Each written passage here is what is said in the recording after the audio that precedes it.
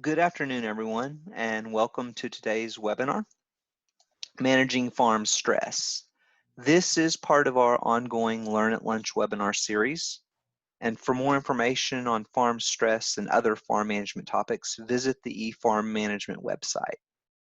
I will share the address in the chat window. Today's speaker is Jordan Schuler, a graduate student working with Dr. Matt Brosey.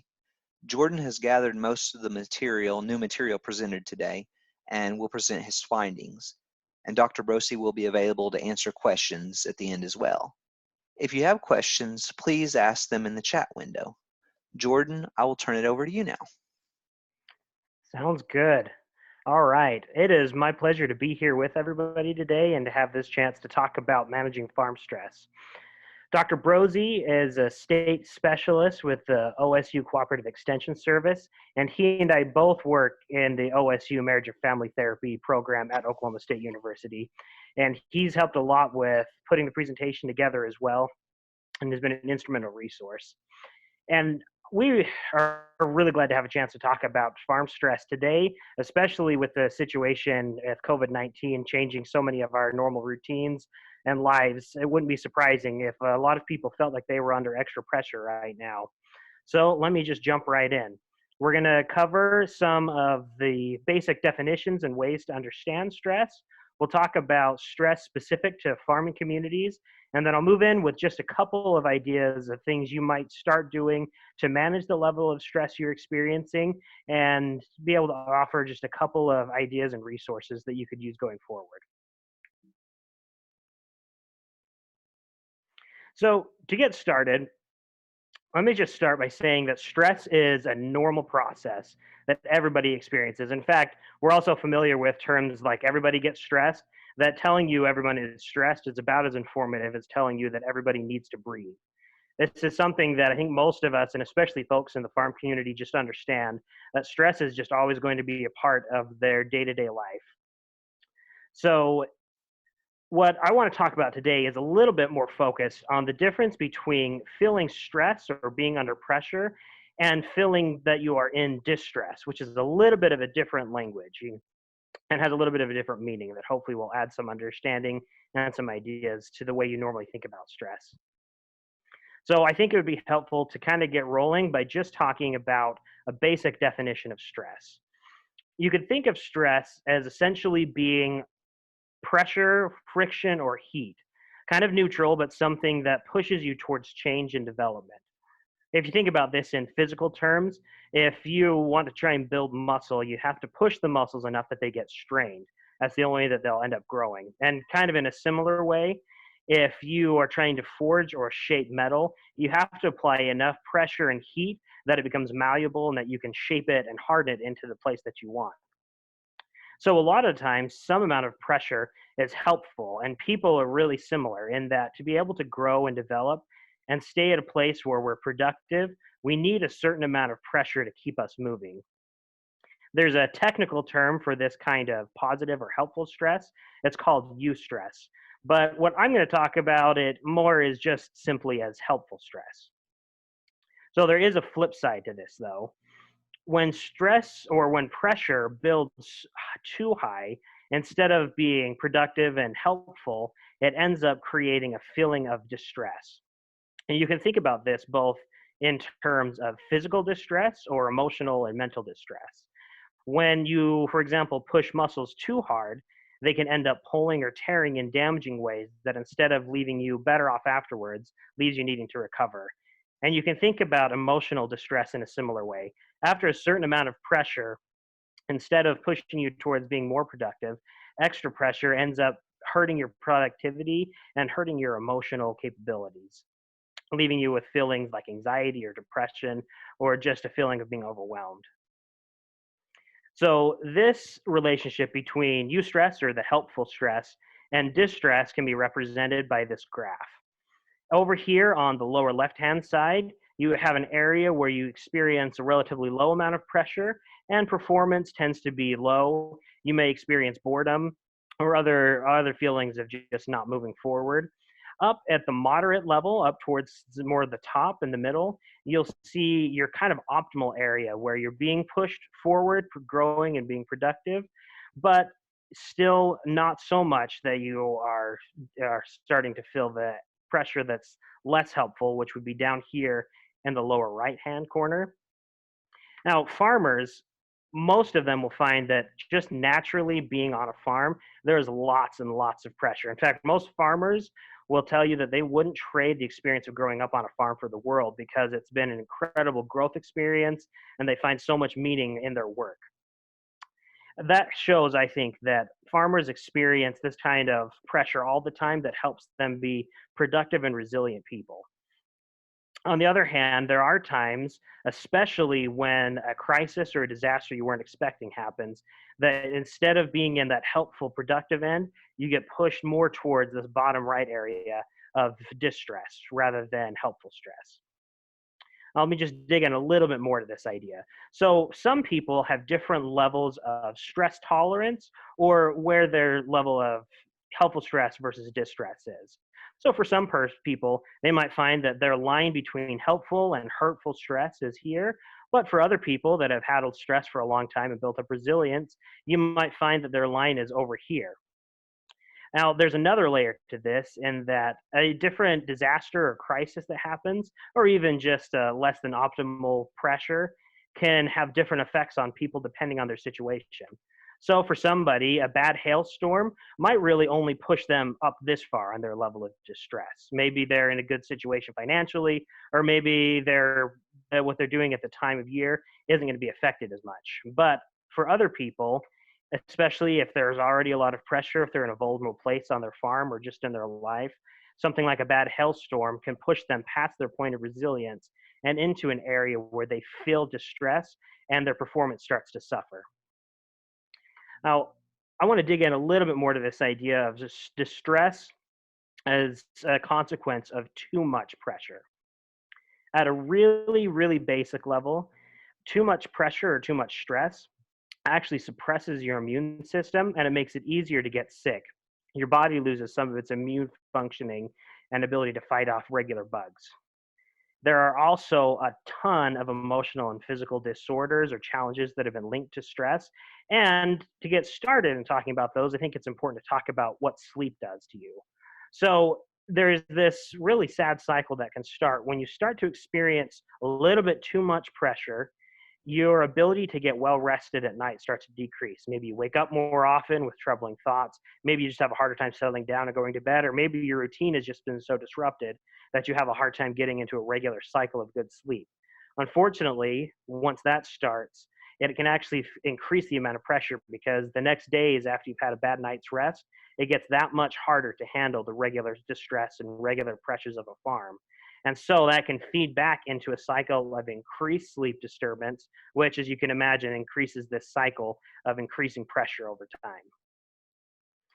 And additionally, there's a diminished capacity for the way your mind works and your brain works in the face of too much distress. When we're at our best, our most logical thinking and our thinking about consequences and how to work out problems tends to happen up here. We're close to this part of the brain. But when we become distressed to the point that our body interprets us as experiencing danger, instead of thinking up here, your brain switches modes into something I call a little bit more of a primal or survival oriented place. And when you're in that kind of place, instead of thinking logically and thinking through the consequences of actions, you're more likely to make mistakes or just make dumb choices that you wouldn't make on a good day. And as you can imagine, when you start making mistakes, it can also increase the pressure in other areas of your life. And just to drive the point home, I'll talk about just some of the many, many disorders or challenges that are linked to stress. These include physical disruptions like depression, anxiety, heart attack, stroke, hypertension, immune system problems, a bunch of viral disorders linked to stress that range from the common cold to AIDS. And certain cancers even are affected. Your body's ability to fight off cancerous cells can decrease under too much pressure. And that's not even getting into gastrointestinal problems or skin problems that can develop as your level of distress increases to the point that your body stops functioning as well. And that's all just to drive the simple point home that too much distress can be bad on every level, on the physical level of your body, the emotional level, and even your psychological level. Now, I think that we'd be remiss if I didn't drive this point even a little bit closer to home. That's everybody. In Oklahoma, we have some unique, some really unique challenges as well as some unique opportunities that are here in this state. I'm a relative newcomer to Oklahoma, but I got to tell you that I fell in love with the community here and the culture of the state not long after arriving. And I wouldn't trade the opportunity to be here for the world. But there are some unique challenges. To get started, about 16% of Oklahomans are living in poverty, and that comes from a 2019 number. It's possible that now, with the coronavirus disrupting so many lives, that number has increased, and people may be experiencing more distress than we've really even captured yet. And by the way, the line of poverty means making less than about $25,465 a year for a family of four. So that's at least 16% of Oklahomans in that particularly challenging circumstance. There's also more than one in three Oklahomans qualify as obese, which comes with another host of physical challenges that are linked, and not to mention the substance use challenges that some in our state face. We're the second in the nation for substance abuse problems. That includes opioids, but other addictions or challenges with substance use. And in this state, we're the third in the nation for divorce rates, with about 14,000 Oklahomans divorcing just in 2018 alone. And that's not to mention the natural disasters, which we have a higher than average number of, with tornado rates and drought conditions being a little on the high end for our state. Now, some of these obviously are completely out of our control. Natural disasters, there's nothing you can do about them. And the financial stress and poverty comes and goes, especially when things like coronavirus really disrupt life. What becomes challenging is as we experience those kind of crisis events, sometimes we try and cope by overeating. We may try and cope by using substances, and the pressure can put strain on already strained relationships, making divorce more common. And as you can imagine, as these go up and as the consequences of health and emotional functioning happen, it can make things like the obesity, substance use, and divorce even more likely, creating a cycle not unlike the sleep cycle I talked about earlier. And let me go one level deeper and talk specifically about farm stress. It has been said in recent years that we may be seeing a repeat of some of the conditions of the farm crisis of the 80s, particularly in terms of finances. We're seeing that there's loss and decrease of income in many rural communities and farming families, as well as the rising debt that comes as people try and combat that. There's things like higher crop prices that are driving some of this. And of course, there's the ongoing concerns about drought, which come and go regularly. These are not to mention the challenging circumstances of day to day life on a farm that isn't even covered by talking about these things. I come from a farming family and I grew up on stories of particularly my grandpa who would, work, and this is a common story I think a lot of farmers could relate to. Work through the day, you work hard doing things on the field, you work hard with animals, and then you go to bed at 10 only to wake up at 2 o'clock in the morning to repeat the cycle all over again. And that was life as normal for a lot of members of my family. And I think for a lot of people involved in agriculture.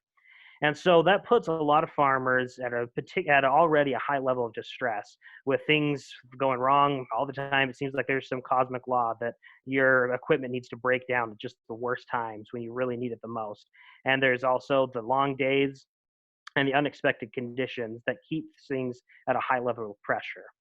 Now, I'm going to also talk about what we call the 5 Ds of farm transition or loss. And these are things that can add an extra spike in pressure and push you over the line of helpful stress into distress. These are death of loved ones, particularly death of providers in families or people that help hold the family together.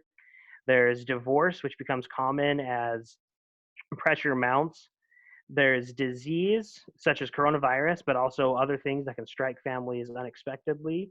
Obviously, natural disasters such as fires or tornadoes, even hailstorms that can damage crops.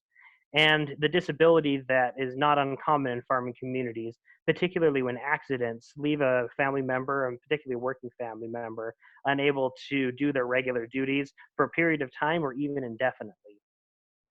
Any one of those can drive you past the point of helpful stress into the realm of distress, as I've been calling it.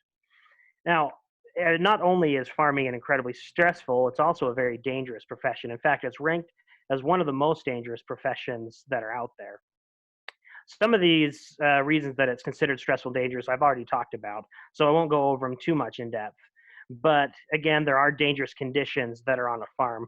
In fact, about a third of all farm deaths are related to tractor rollovers or other tractor accidents, and it happens an unfortunately large amount of time. And even when there's new technology or new means and abilities to make farming equipment a little bit safer, a lot of farmers just don't have the capital up front to be able to pay for new equipment or transition, even when there are safer things available. There's also a common feeling of a lack of control when so much about whether you can have a productive crop the following year, the following season, is out of your control with weather conditions, or when you're not sure whether a farm that's been in the family for generation is going to make it another generation. That kind of feeling of lack of control over your future can be a particularly distressing experience. In fact, I think a lot of farmers could relate to a tight feeling in their chest or a kind of a sick feeling in their stomach as they think about the pressures that are coming and the things they don't have control over. We've already talked about equipment failure that seems common, especially at the worst times. And of course, there's damaged property, either from weather conditions, disasters, or even just animals doing dumb things to the fences. And of course, there's foreclosures that are more and more common as the agricultural community struggles with figuring out how to make ends meet. Now, I think I'd be remiss if I didn't talk just a little bit about COVID-19 and its current effects on farm stress and just stress in general. A lot of times, and I relate to this a lot, the spread out communities that farmers grow up in and that live in are an incredible resource, and most people wouldn't trade the opportunity for living in a spread out community for anything. They like the space, the friendly neighborhoods, and the friendly communities that they get to be a part of. And in some ways, the spread out communities are helpful to slow down the spread of COVID 19. However, there are some downsides to being in a rural versus an urban area during the coronavirus pandemic. This includes a trend line towards people being a little bit older and for having a higher number of long term health problems, which can both put people at higher risk for more serious health consequences if if they happen to contract the COVID-19 virus. Additionally, hospitals across rural areas tend to already be strained with limited staff, limited finances, and they tend to be servicing large areas, as many have closed in recent years. And this means that it doesn't take too much of a spike in people needing to go to the hospital for the systems to become overwhelmed, which can happen in rural communities at this time. Now, it's not surprising that there are also a higher number of suicides in farming communities or rural communities compared to other places.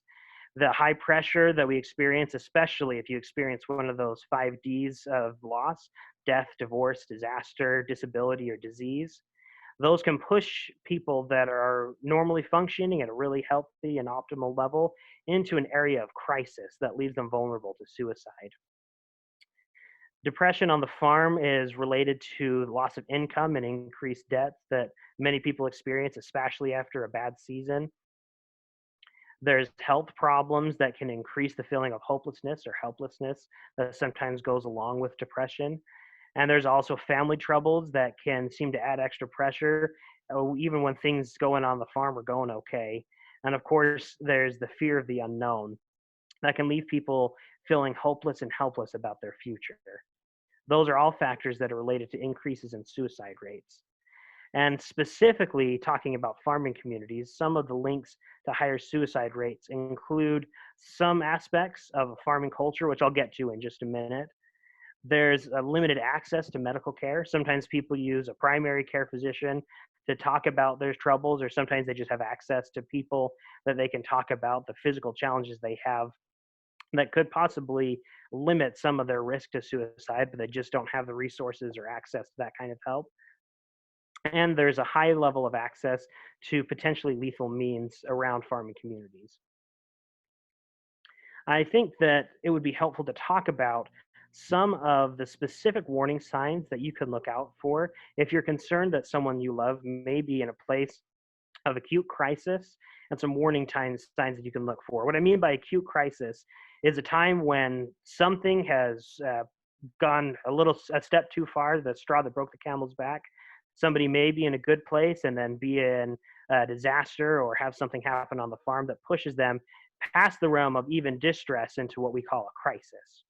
And certainly the depression and helplessness that is linked to suicide is often related to a crisis of a person's life. The first warning sign to look out for is recurring thoughts about killing oneself. There's a lot of people have a hard time being able to ask others that they're a little worried about on this topic. There's can be a fear that if you ask somebody, "Hey, have you been? I'm a little worried about you. Have you had any thoughts about hurting yourself?"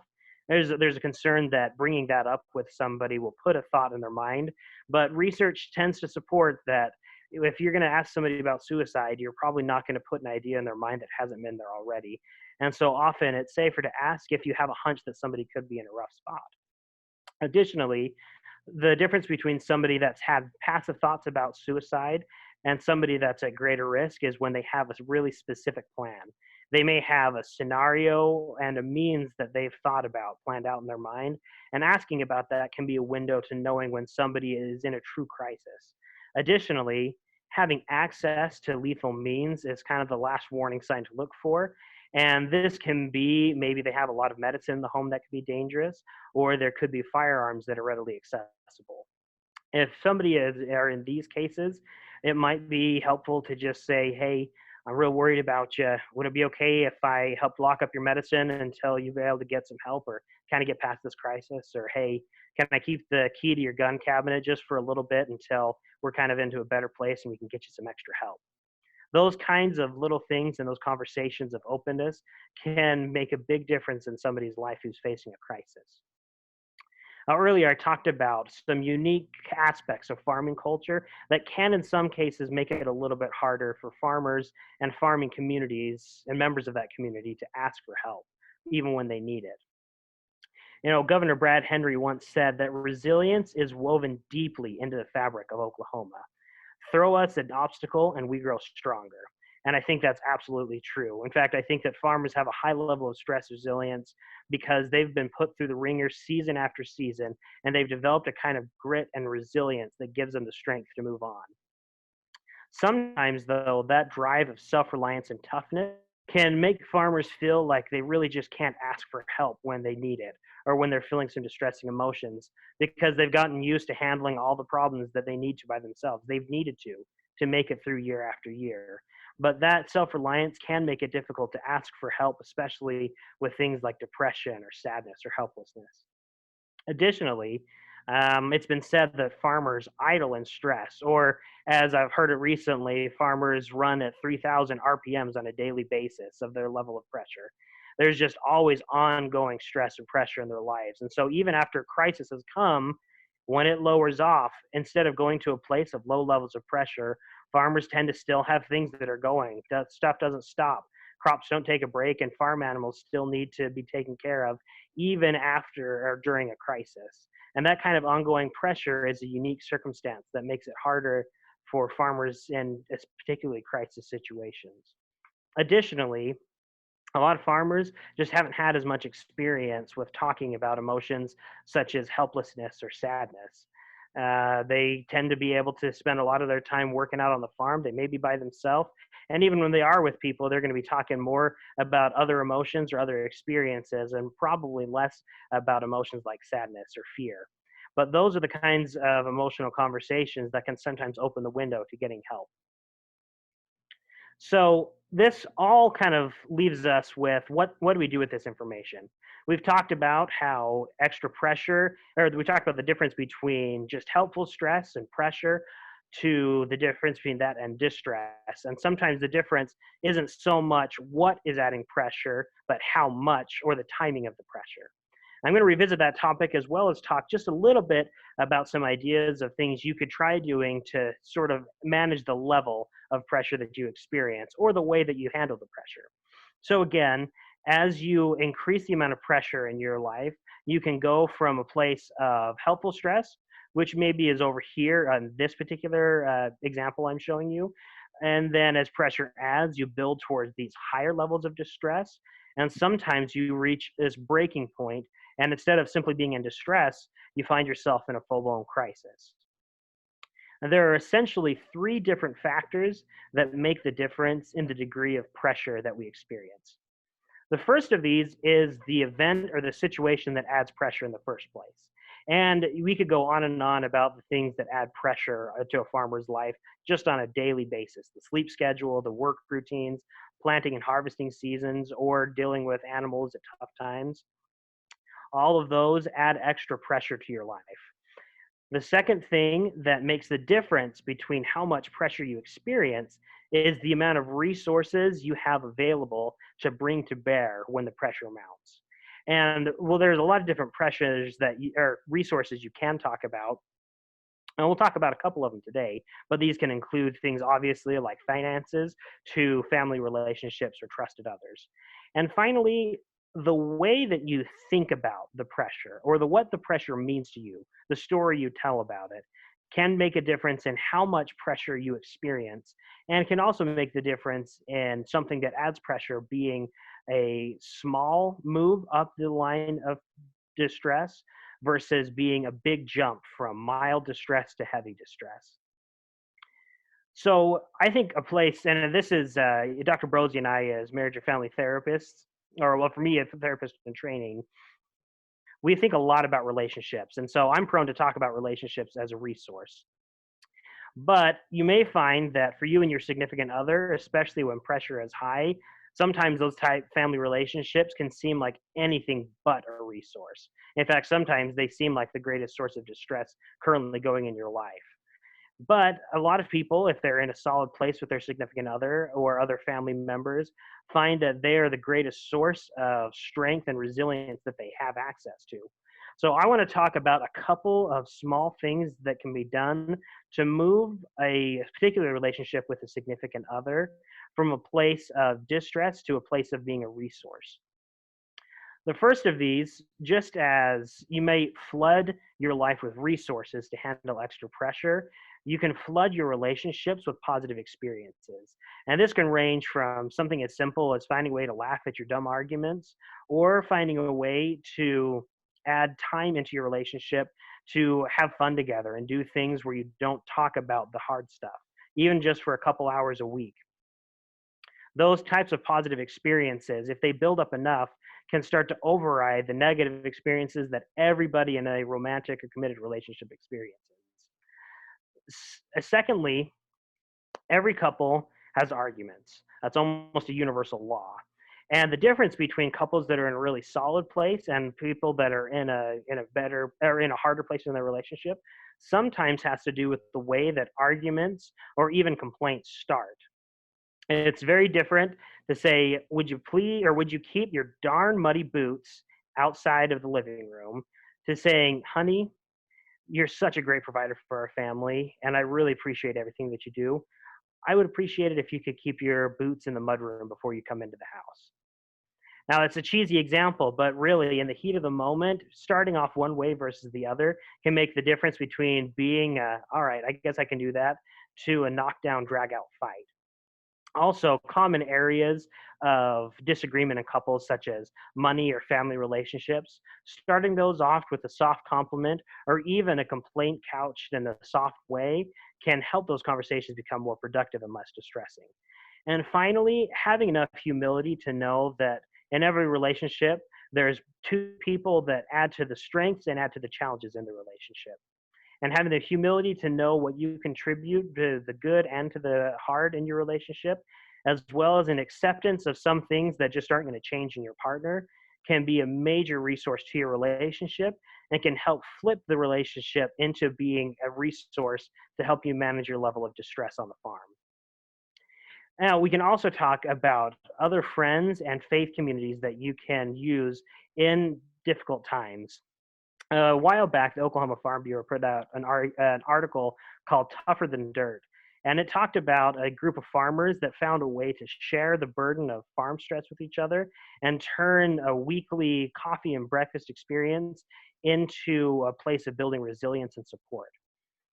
And I believe that all of us can find these types of communities during this time with coronavirus. Maybe it's over Zoom like this or over a phone call. And eventually, as we get back to life as normal, developing a group of people that you can just share your story to can make a big difference, especially if you can find a group of people that have grown up or live in similar circumstances to you who really get farm stress, who really get what it's like. Sharing your story, the good and the bad and everything in between, can be a way to open up conversations and just help relieve some of the pressure that you experience.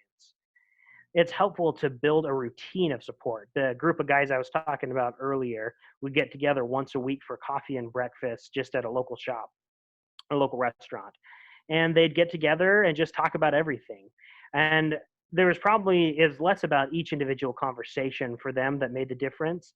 It was the regular routine of getting together and having support that made the difference in how much distress they experienced. In fact, for some of them, it was the difference between being overwhelmed and being in a crisis and being in a good place. And finally, many people in rural areas have a faith community with faith leaders that they can lean on in difficult times.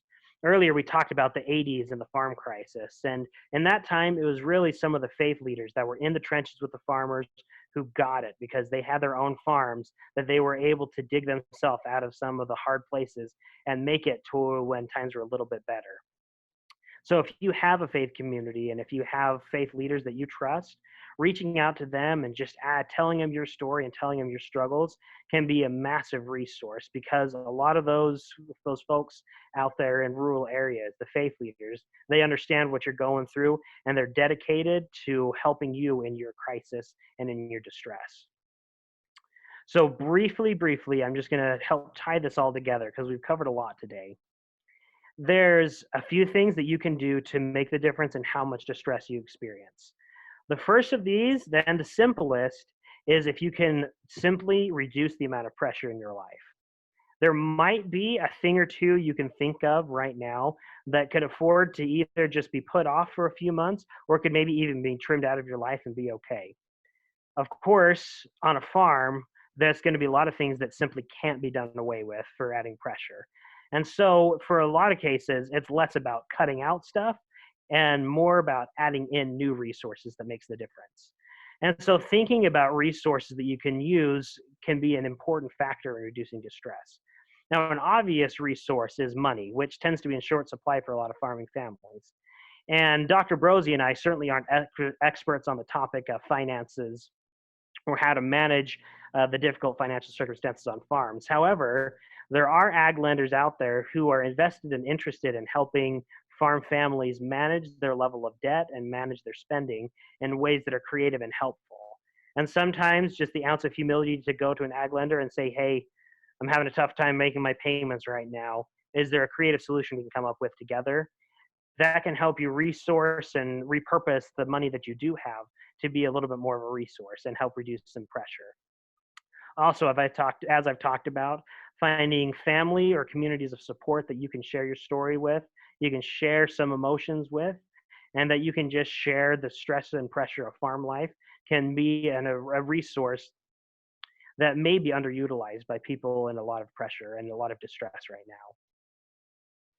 Also, changing perspectives can sometimes be the hardest to understand and even sometimes the hardest to implement of the three kind of major ways to decrease your distress.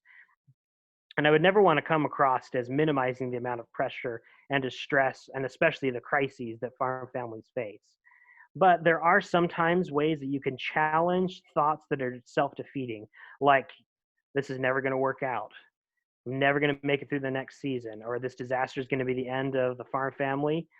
Those kinds of thoughts, especially when they become recurring, can make an already distressing situation that much harder.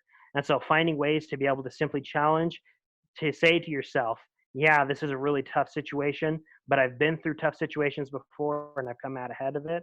or this is a tough situation and maybe it won't go the way that I'd like, but another opportunity might open up afterwards. Also, know that a hard time, especially a hard season of your life, doesn't define who you are or define the work that you put into for your whole life. One bad time in your life or one bad season doesn't define who you are as a person or your work ethic.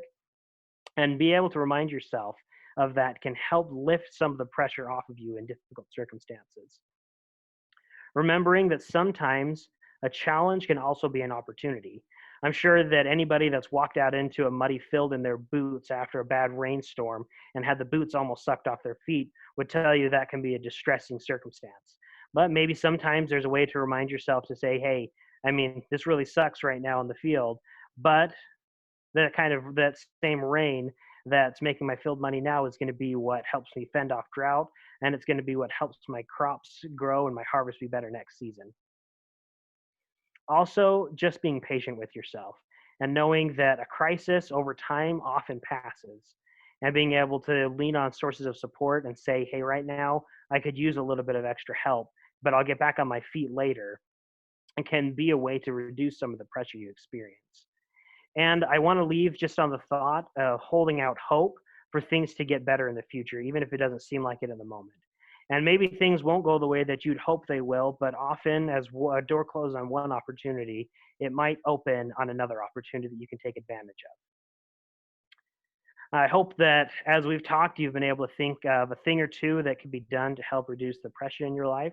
I want to make sure I didn't leave today without going over some things that you can be aware of. If you're concerned about somebody that you love, especially about suicide, there's a national hotline that you can call. A number is there on the screen. It's 1-800-273-8255. And the folks there would be able to take calls and answer questions if there's someone you're concerned about. Also, being able to talk with somebody when you're in a particularly distressing place, such as a mental health professional or just a group of friends or faith leaders, can make a big difference. If you're interested in any sort of mental health services, you can go to psychologytoday.com and find a list of providers local to you that might be able to help you out. And of course, I would always encourage you to find a community of people who understand the rural communities and farm life to be able to share your stories with. And that's it for what I have today. I'd be happy at this time, if there have been questions, to go ahead and field those.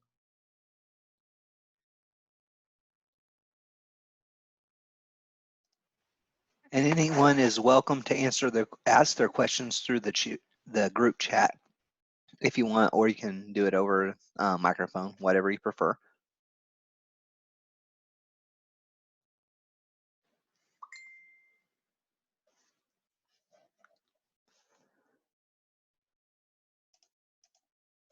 And so thank you, Jordan and Matt. We'll wait on a little while longer for questions if there are any today. I appreciate you guys presenting today, and I would like to take this time while people are thinking of questions to remind you that our next webinar will take place May 26th at noon. And in it, 3 extension professionals will discuss the economic disruption occurring in the agribusiness sector. We hope you will join us then. So I still don't see any questions. So if there are no other questions, thanks again, everyone, for attending today's webinar. Until next time, goodbye.